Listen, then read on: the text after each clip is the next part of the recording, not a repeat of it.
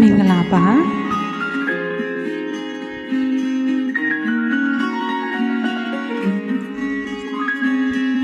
တကောင်ရင်ကျော်အိမ်မထဲချစ်တဲ့သူကိုညညထဲမနော်နေကြည့်ပြပြမနဲ့မို့တောင်းရောက်ချိန်မှာမျက်လုံးမဖွင့်ခင်အရင်တတိယအချိန်နိုင်မိနစ်တန်ချစ်နေတာတစ်စက္ကန့်မှမမေ့ပါဘူးကိုချစ်သူကိုမပိုင်ဆိုင်နိုင်သေးခင်သိချစ်တာမလုံလောက်ဘူးအချိန်လေးပေါ်ယုံကြည်မှုမထားဝန်သူကိုအပြစ်ဖို့ချင်းဖို့ပေါ်လေ